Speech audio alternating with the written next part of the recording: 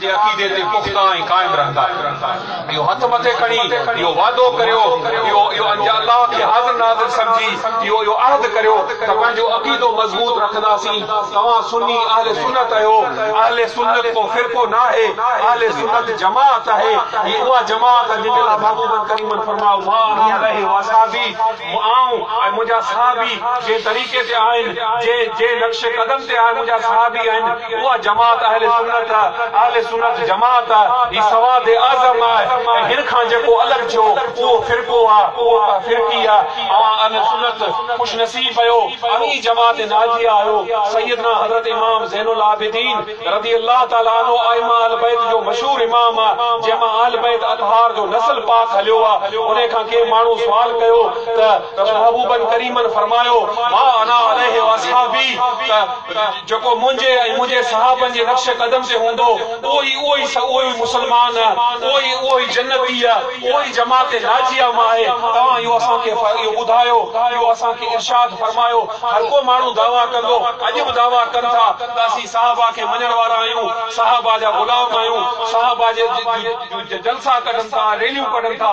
सुणे सैयदना इमाम ज़ैनुल आबिदीन रज़ी अल्लाह ताला फरमायो त उन्हनि मां मुराद उहे माण्हू आहिनि जेके कसरत सां मुंहिंजे नाने करीम सल्लल्लाहु अलैहि वसल्लम जो दुरूद व सलाम पढ़ंदा।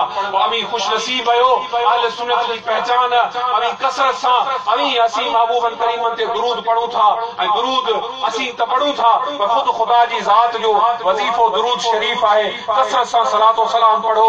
मीलाद जी महफ़िल में अचण जो मक़सद इहो आहे असीं अक़ीदो आलिमनि खां सिखूं ऐं हितां को सबक वठी वञूं, त नसीहत विराए वञूं। जो महबूबन फरमायो दीन हे नसीहत, दीन नसीहत। तव्हांखे आख़िर में हिकिड़ी नसीहत कंदुसि त मां मुस्लमान हो। असां अहले सुन्नत जे अंदरि इहो त मोहब्बत तमामु घणी आहे। अल्हम्दुलिल्लाह हर तमामु वॾी अदब आहे, मोहब्बत आहे, पर असां में अमाल में थोरी घणी कोताही आहे, सुस्ती आहे। ख़ासि तौर ते निमाज़ जेका महबूबन करीमन जे लाइ फरमायो त क़ुर्रतु आइना फी सलाह, निमाज़ मुंहिंजी अखियुनि जो ठार आहे। निमाज़ असां में निमाज़ जी सुस्ती आहे। असां निमाज़ खे वेझो कोन था वञूं, निमाज़ कोन था पढ़ूं, अल्लाह जे आॾो सजदो कोन था करियूं। त जेकॾहिं महबूबन करीमन खे सही नमूने सां अव्हांखे राज़ी करणो आहे त हिन महफ़िल में इहो असां सां अहद करियो त तव्हां निमाज़ 5 वक़्त पाबंदी सां पढ़ंदो। निमाज़ जो अहद करियो। ऐं मीलाद जी महफ़िल क़बूलियत जूं घड़ियूं आहिनि। जेको माण्हू सची दिलि सां इहो वाइदो कंदो अल्लाह सां हथ मथे खणंदो त निमाज़ पढ़ंदुसि, अल्लाह तबारक व तआला उनखे निमाज़ी बनाईंदो। जेकॾहिं मोहम्मद मुस्तफ़ा सल्लल्लाहु अलैहि वसल्लम जो तूं अखियूं ठारणु चाहीं थो, जो महबूबन करीमन फरमायो आहे मुंहिंजे अखियुनि जो ठार निमाज़ आहे, त तोखे मुस्लमान भाउ तोखे निमाज़ पढ़णी पवंदी। तोखे महबूबन करीमन सल्लल्लाहु अलैहि वसल्लम जो अखियूं थधियूं करणियूं पवंदियूं।